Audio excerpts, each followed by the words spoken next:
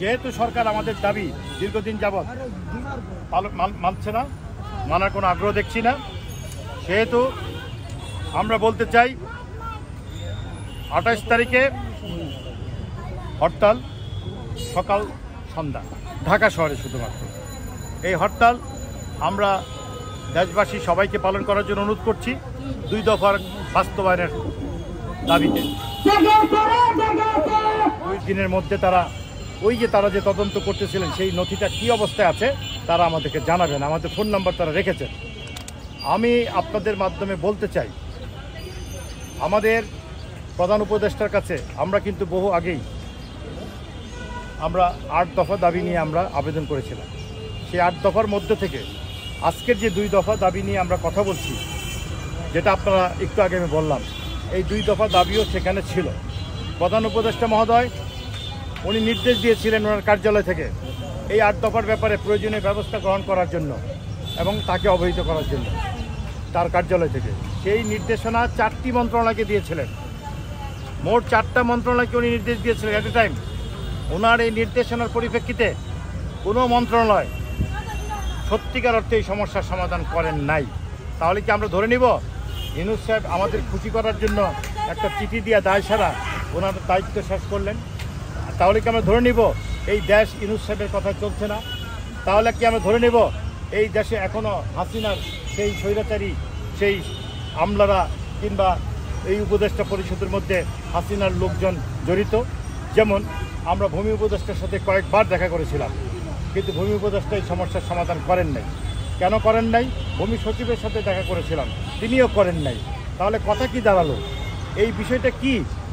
বিষয়টা বাংলাদেশের সমস্ত বস্তিবাসী পুনর্বাসন করা সম্ভব উইদাউট গভর্নমেন্ট মানি। আমরা কিন্তু করে দেখিয়েছি বাসানটেক পুনর্বাসন প্রকল্পে। তাহলে আপনাদের সমস্যাটা কোথায়? আপনি আমাকে না দেন, আমার এই ফর্মুলাটা ব্যবহার করে আপনি আরও 10 জনকে 10টা দিয়ে দিতেন, এই দেশের গরিব তো বেঁচে যেত। এদেশের তো বস্তিতে আগুনের প্রয়োজন হতো না। বস্তিবাসীর প্রতি যে আপনারা যে নিষ্ঠুর আচরণ করেন সেই আচরণ বন্ধ হয়ে যেত।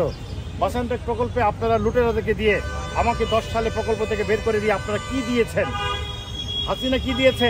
আপনি 1 বছর হয়ে গেল, আপনি কি দিয়েছেন? আপনার সময় তো লুটপাট হচ্ছে। আমার গরু, মুরগি, বাছুর যাচ্ছিল এই প্রকল্পে, সব কিছুই আপনারা লুটপাট করেছেন। নগদ টাকা, স্বর্ণলঙ্কার থেকে শুরু করে আমাকে 1 কাপড়ে বের করেছেন, গুম করেছেন, মিথ্যা মামলা দিয়েছেন। তাহলে আপনারা করতেছেনটা কি? এই করতেছেনটা কি দেখার জন্য, জানার জন্য এই দেশের কোনো সংস্থা কি নাই? এদেশে কোনো সাংবাদিকরা কি নাই? তারা আমার এই কথাগুলো মিথ্যা বলছি এটা কি প্রমাণ করার জন্য কেউ কি নাই? দয়া করে আপনারা মুখ খোলেন। মন্ত্রণালয়, সরকার এই টাটাল এই 38 দিনে একটা বারও মুখ খুলে নেই। শুধু আমাদেরকে ভূমি মন্ত্রণালয় থেকে বললেন, সচিব 2 বার বললেন, যখনই আন্দোলন সংগ্রাম করি তখনই দায়িত্ব নেওয়া হয়, বলে যে আমরা এটা সমাধান করছি, আমাদের একটু সময় দেন। আরে ভাই, আপনাদের কত সময় লাগবে? সরকার তো যায় অবস্থা। সরকার তো নির্বাচন দিয়ে পারে তো কালকেই চলে যায়। তাহলে আপনি আমাকে কার কাছে রেখে যাচ্ছেন? আওয়ামী লীগ বিএনপির আমলে আমাদের এই চুক্তিটা হয়েছিল 2003 সালে, তার খেসারত দিচ্ছি আমি।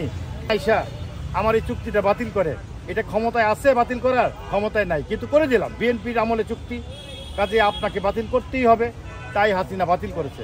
তো বিএনপি তো এখন ক্ষমতায় নাই, আসলেই বা লাভ কি? বিএনপির ছেলেপেলেরা যারা ওই এলাকার আছে, নেতাকর্মীরা, তারা এখন হাসিনা নাই, এখন তারা লুটপাট করে বাসান থেকে সম্পত্তি খাইতেছে, তারা এখন বাকিটা খাচ্ছে। তাহলে আপনি বিএনপি ক্ষমতায় এসেই বা আমাদের কী করবে? তাই আমি বিএনপির মাননীয় আমাদের সাবেক প্রধানমন্ত্রী বেগম খালেদা জিয়ার কাছেও আজকে আমি স্মারকলিপি দেব। কারণ ওনার প্রতি আমরা কৃতজ্ঞ অনেক কারণে। উনি কিন্তু আমাদের এই বস্তি পুনর্বাসনের ব্যাপারটা আওয়ামী লীগের প্রজেক্ট হওয়া সত্ত্বেও উনি কিন্তু বাস্তবায়ন করার জন্য বাস্তবায়নকারী সংস্থা হিসেবে আমাকে দায়িত্ব দিয়েছিলেন। ওনার কাছে আমরা কৃতজ্ঞ। আবার উনি কিন্তু এখানেই শেষ করেন নাই। আমাদের দ্বিতীয় যে দাবিটা, কলমিলতা বাজারের ক্ষতিপূরণের বিষয়, উনি যখন 91 সালে রাষ্ট্রীয় দায়িত্বে ছিলেন প্রধানমন্ত্রী হিসাবে, উনি কিন্তু তখনও আমাকে আমার দাবির পরিপ্রেক্ষিতে আমার মৃত মা তখন বেগম জিয়ার সাথে দেখা করতে পারছিলেন 91 সালে। তিনি বেগম জিয়া আমার মার কথা শোনার পরে উনি নির্দেশ দিয়েছিলেন এই শহীদ পরিবারের ক্ষতিপূরণ অনতিবিলম্বে দেওয়া হোক। উনি ভূমি প্রতিমন্ত্রীকে নির্দেশ দিয়েছিলেন। সেই নির্দেশনামা আমার কাছে আছে। পরবর্তীতে এই আমলারা, ওনার আমলও এই আমলাতান্ত্রিক জটিলতা সৃষ্টি করে এবং আমাকে কোর্টে যাইতে বাধ্য করে। এই কোর্টের চক্কর কাটতে কাটতে কাটতে কাটতে কত সরকার আইল আর গেল, কিন্তু কোর্ট আমাকে রায় দেয়। প্রত্যেকটা কোর্ট আমার পক্ষে রায় দেয়। রায় আমি পাচ্ছি আমাকে ক্ষতিপূরণ দেওয়ার জন্য, কিন্তু টাকা তো পাচ্ছি না ভাই। কোর্টের পিছনে খালি ঘুরতেছি, সুপ্রিম কোর্ট পর্যন্ত ঘুরলাম। এখন বর্তমানে আমাকে এই বর্তমান উপদেষ্টা যিনি আছেন ওই 8 দফার মধ্যে কিন্তু এইটাও ছিল, উনি তো এইটার সমাধান করতে বলছেন, কিন্তু সমাধান তো হচ্ছে না। এইটা আবার দায়িত্ব হলো আপনার আমাদের স্থানীয় সরকার মন্ত্রণালয়ের, ওনার মাধ্যমে উত্তর সিটি কর্পোরেশন এবং ডিসি ঢাকার সর্বশেষ খবর হলো যে উনি নাকি আমাদের ক্ষতিপূরণ দেওয়ার জন্য ফাইলপত্র নিয়ে প্রসেস করতেছে। এই হয়ে যাবে, আমি টাকা পেয়ে যাব ক্ষতিপূরণ। ভাই আমি টাকা দেয়া করি কি?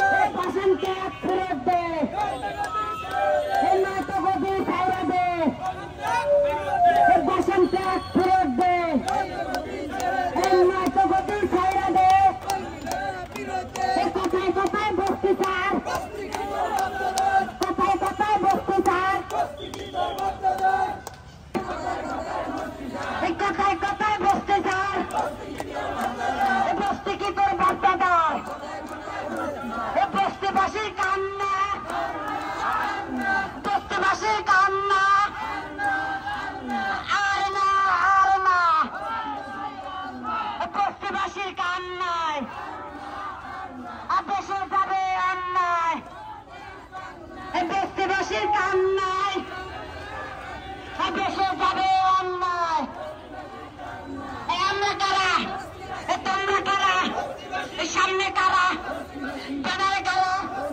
দেখিয়ে দাও একই সুরে